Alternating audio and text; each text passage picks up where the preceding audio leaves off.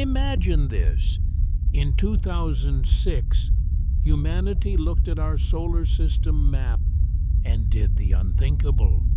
We took a world we'd loved for 76 years and demoted it. Stripped of its planet status, Pluto became just another dwarf, a frozen leftover drifting in the dark. Most people shrugged and moved on. But what if I told you that decision didn't kill Pluto's story? It only made it more fascinating? Fast forward to 2015. After a 9.5-year journey covering nearly 3 billion miles, NASA's New Horizons spacecraft finally arrived. Scientists expected a dead, cratered ice ball, the kind of boring rock textbooks had promised us. What they actually found? A dynamic, colorful, and downright bizarre world that challenged everything we thought we knew about planets, geology, and even the potential for life in the coldest corners of space. Today, we're diving deep into why Pluto isn't what we thought it was, and why its terrifying beauty continues to captivate scientists and dreamers alike. Stick around until the end, because the real lesson from this distant ice world might just change how you see our own fragile home. Let's begin. For decades, Pluto was the quirky 9th planet in our cosmic family.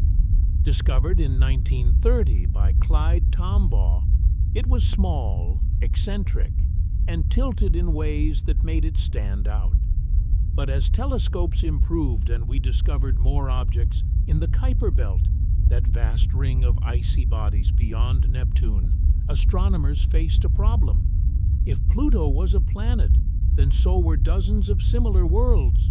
The International Astronomical Union stepped in and created new rules. A planet must clear its orbital neighborhood. Pluto couldn't. Overnight, it became a dwarf planet. I remember watching the news as a kid and feeling a strange sense of loss. It felt like we were erasing part of our childhood wonder. But demotion turned out to be the best thing that could have happened. It forced us to send a probe not to just another planet, but to explore the unknown edges of our solar system with fresh eyes. And boy, did Pluto deliver surprises that no one saw coming. When New Horizons beamed back its first close-up images, one feature immediately stole the show: a giant pale heart shape right on Pluto's equator. The media went wild. Pluto sends us a cosmic Valentine. Headlines called it adorable, but planetary scientists saw something far more intense. That heart, officially named Tombaugh Regio after Pluto's discoverer, centers on a vast basin called Sputnik Planitia. It's roughly 1,000 kilometers across, big enough to swallow parts of several U.S. states, and it's filled with a churning sea of frozen nitrogen, methane, and carbon monoxide ices. Here's where it gets wild.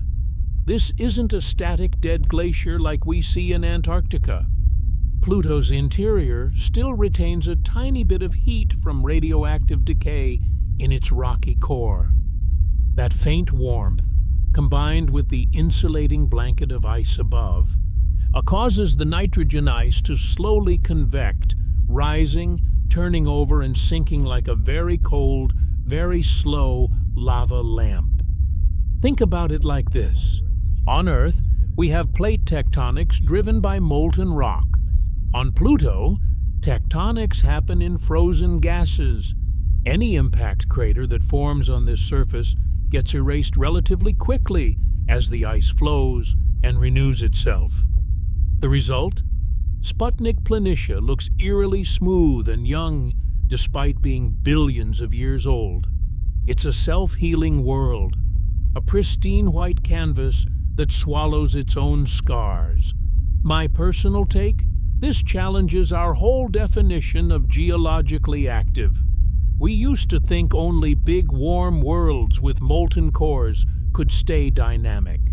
Pluto proves that even at the solar system's frozen frontier, with sunlight 1/1600th as strong as on Earth, activity persists.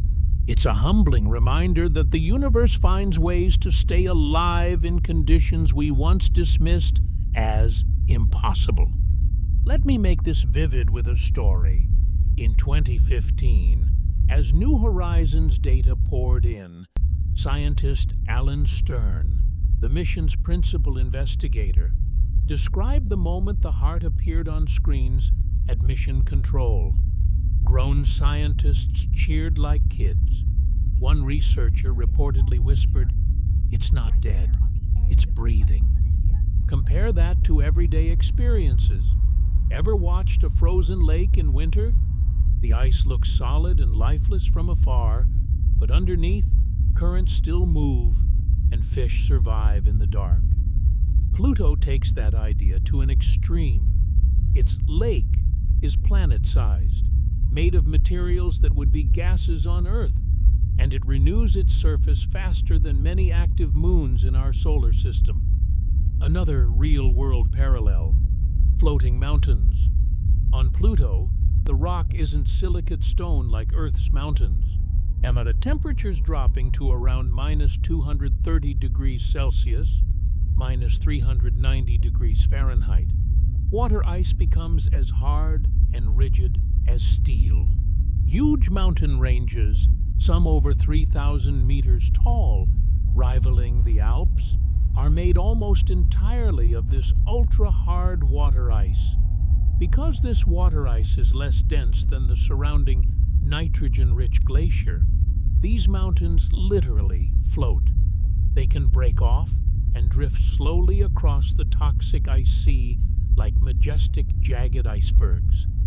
Imagine standing on the shore of Sputnik Planitia, looking out at a mountain the size of Mont Blanc, slowly sailing toward you across a plain of frozen poison. The scale is mind-bending, and the color? Not pure white. Ultraviolet light from the distant sun interacts with methane ice, creating complex organic molecules called tholins. These fall like a gentle, eternal red snow, staining peaks and plains with rusty, blood-like hues. Bob, it's not horror movie red, more like the deep crimson of a desert sunset frozen in time. This brings me to a deeper analysis.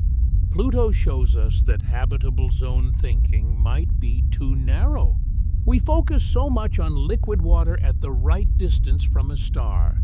Yet here, in the dark, chemistry still produces organic compounds, the building blocks of life, through sunlight, however faint, and surface reactions.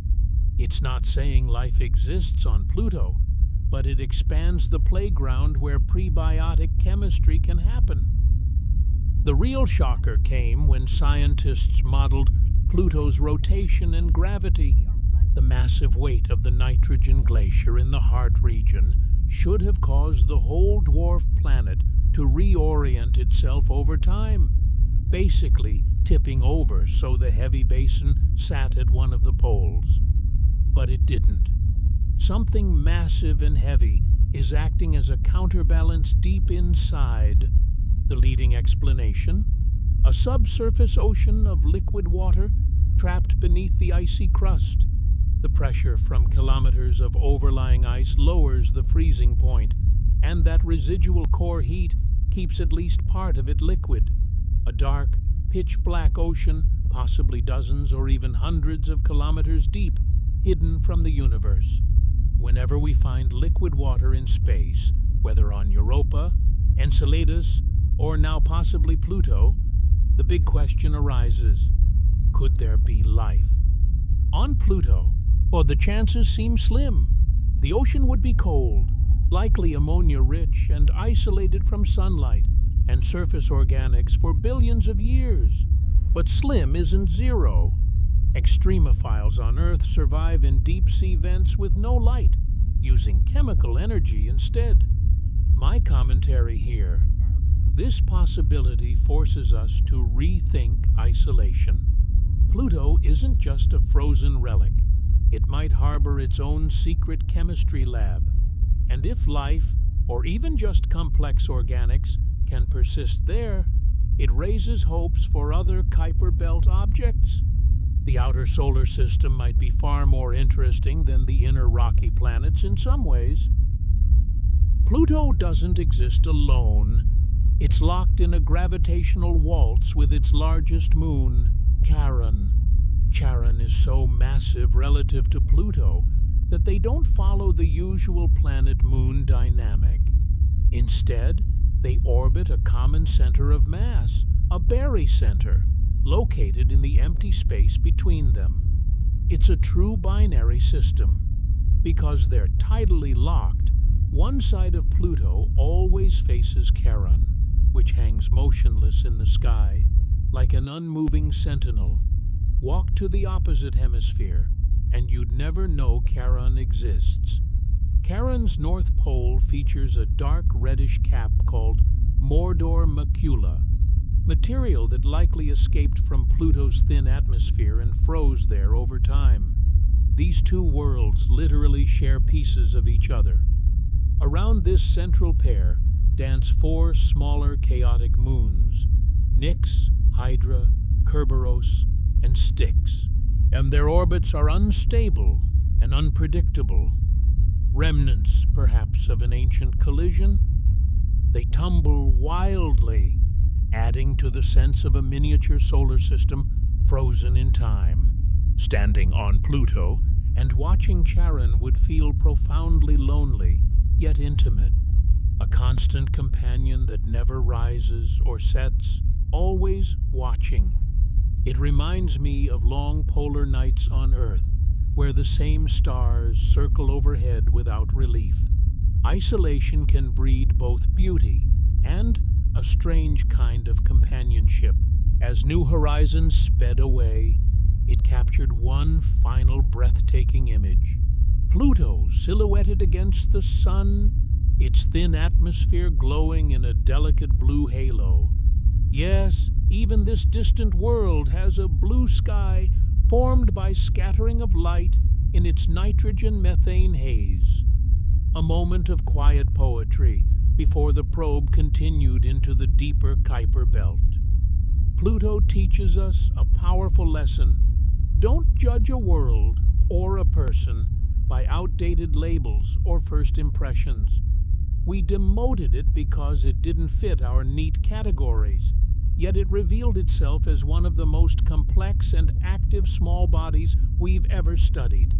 It has floating mountains, self-renewing glaciers, possible hidden oceans, shared atmospheres with its moon, and chemistry that produces organic snow. The takeaway: curiosity and exploration always reveal more than our assumptions allow. In science, as in life, the most rewarding discoveries often come from the places we initially dismiss or exile. Pluto didn't need our approval to be extraordinary. It simply kept being itself in the dark, dynamic, beautiful, and full of secrets. So the next time you feel demoted or overlooked, remember this distant ice world. Keep exploring your own frontiers. Stay curious about what lies beneath the surface, both in space and in ourselves. Thanks for watching. If this made you see Pluto differently, hit like, subscribe, and drop a comment. What other demoted or overlooked thing in science or life turned out to be surprisingly amazing?